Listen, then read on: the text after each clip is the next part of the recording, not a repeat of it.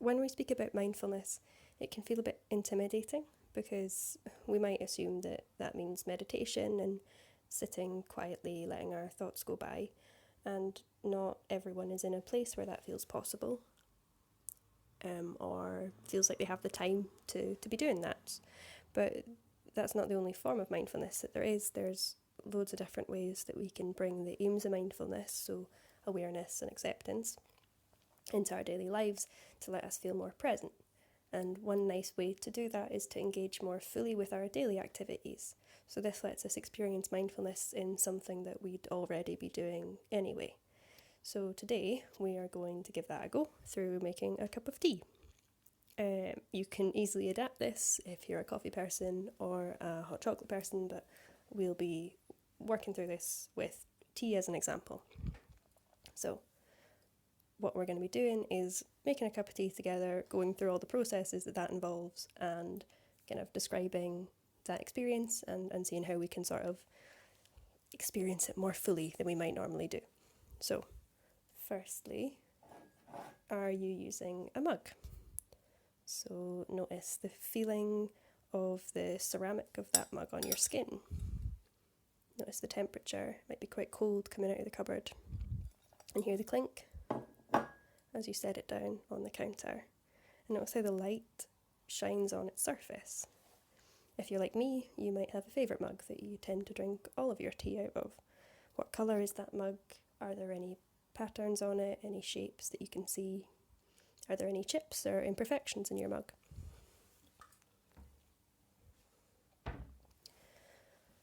And we'll need a spoon.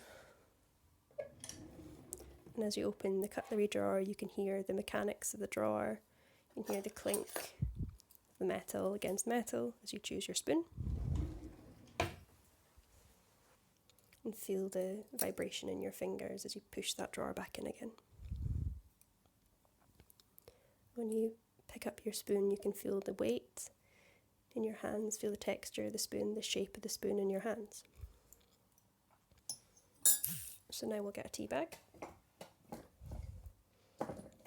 If you're like me, it's an awkward mechanism to get into your tea bag holder. Now, feel the texture of the bag in your skin, rough on your fingertips. What shape is your tea bag? Mine's a rectangle. And notice the smell of the tea leaves coming out of the bag. I'm getting some tea dust on my fingers. So now drop the tea bag into the mug and hear that soft foof as it hits the base. So I've already boiled my water, so I'm just going to pour that freshly boiled water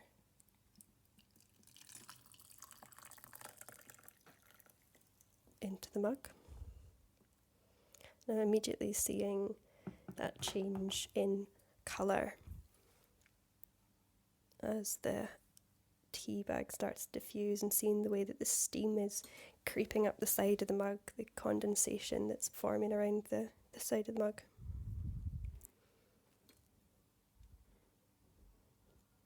I can almost smell the heat and the scent of that tea.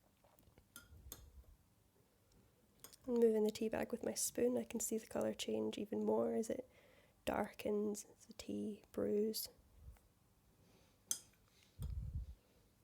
And I can hear the chime of the metal spoon on the ceramic of the cup. Now, if you take milk, we're going to open the fridge and feel that cold air hit you, that chill. Now, my milk comes in a carton. Yours might be plastic. Mine is cardboard. But noticing that texture on your fingers again, the rough edge of the cap as you twist, the feeling of your muscles and your fingers working. It's not something that I think about too often, how much work my fingers do. Now, I personally am a tea bag remove before milk in kind of person. Squeezing that against the glass, feeling that pressure, and then dumping my tea bag. Now, as I add the milk, feeling the weight of the carton in my hand, how that changes as I tip it, how the balance shifts. Then adding that milk out, this is my favourite bit, is the clouds of milk seeping through the tea. I'm watching that interaction and how when we stir them they combine so smoothly. But it's like a little dance of milk and tea before you do that. These whirling clouds of liquid. Now, once we've made our tea, we can try drink our tea. And think about that experience. So first, just holding the mug in your hands and noticing the heat of that mug. Again, in your fingertips, they've been very active during this. In your palms, and thinking about how that's different than what you were feeling before. Again, just holding that cup up and looking at that steam rising out of the cup. And using your other senses, so going in for a sniff, really smelling the tea. I feel like you can close your eyes and really focus on this just for a second. And as you bring the cup to your mouth, notice the feeling of your lips on the rim of the mug.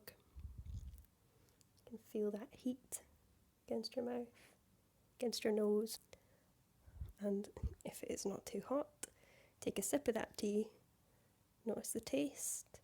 Is there a slight bitterness? Or did you add sugar? Is there sweetness against your tongue? You feel the heat in your mouth.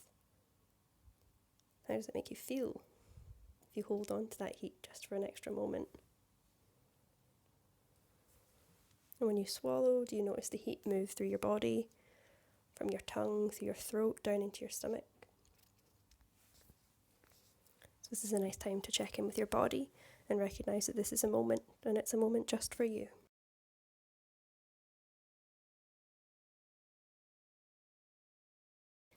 So this might have felt a little bit weird. It certainly felt a bit strange to record it.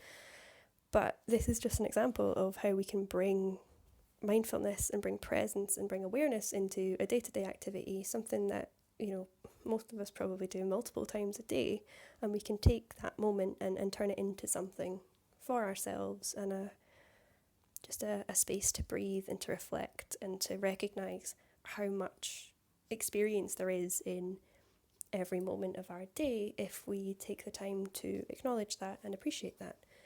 And even on a day that feels a bit bland or kind of flat, then there's still so much that's going on around us if we just take the time to acknowledge it. And that, to me, is an experience of mindfulness.